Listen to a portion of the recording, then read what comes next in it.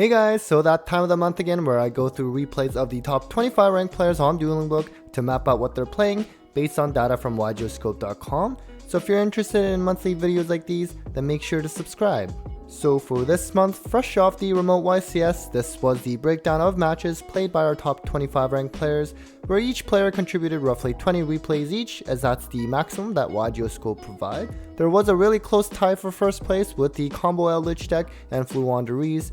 Now this 60 card pile of an Eldlich deck has shown to be successful at the YCS as well, and looks like the actual pure variant of Eldlich with triple skill drain is not actually seen much anymore. As for Floowandereeze, also did really well at the YCS now that they got a really big boost with their new quick play searcher spell.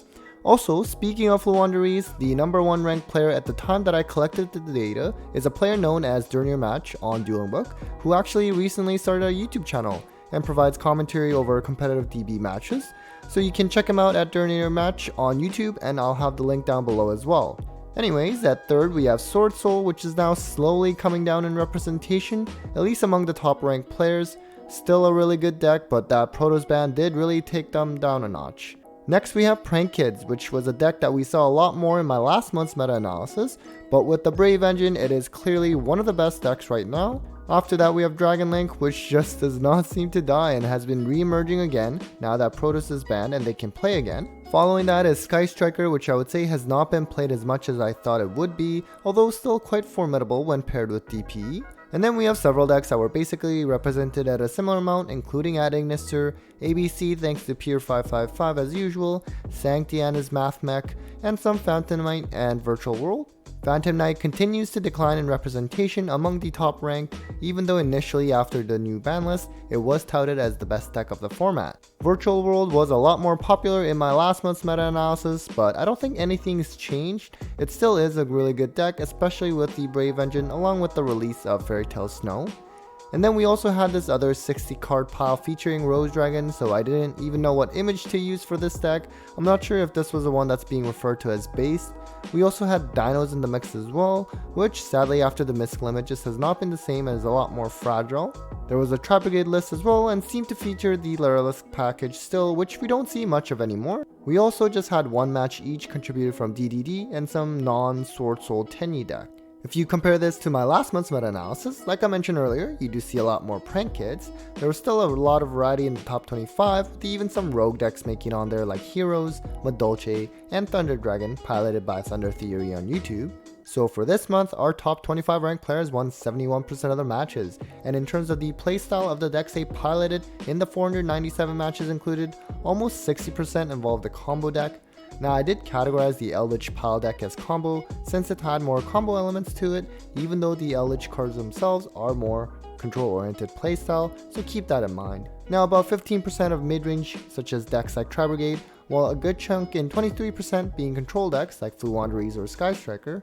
And then we had that little bit of beatdown strategy stemming from the Dino deck. Compare this to last month and we did have pretty much an identical amount of distribution for combo, although there was a greater representation of mid-range playstyle as there was more Swordsoul and Dogmatica Invoke being played in the top 25. Now let's cover the top 5 decks in more detail as usual, starting with the Lich Pile deck, which won an overall 76% of matches among the top ranked players. A deck that can mix both combo and control elements always makes it hard to side against, and it's pretty cool that such a mishmash of a deck can do so well even at premier events.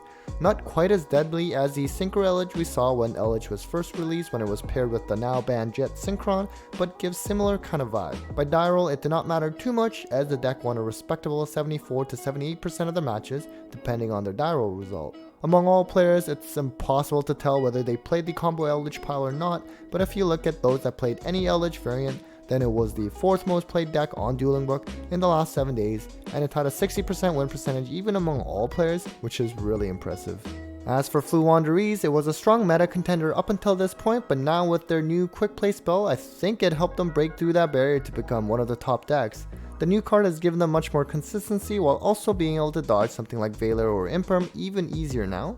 The deck won 79% of the matches when piloted by the top players, which is rather insane, and Impin and Wind Barrier statues are just too strong against traditional meta strategies. The deck won a crazy 84% of the matches when the top player won the die roll, while still winning a respectable 72% of their matches when they lost the die roll.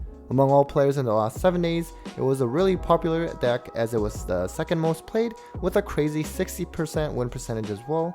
It's become a really strong deck, and let's not forget about the power of Dimension Shifter, which can end turns on its own.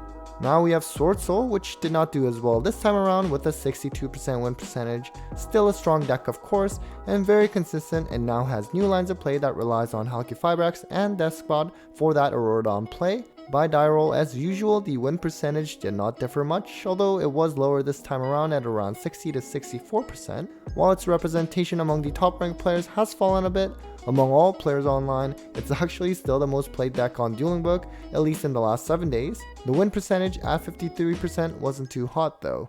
Next we have Prank Kids, which was not as popular among the top ranked players for this month, but still had a really strong 75% win percentage among our top ranked players. Now last time we saw that this deck had a balanced win percentage based on die roll, but for this month there was a big disparity where the top players won 91% of the matches if they won the die roll, versus just 62% if they lost the die roll.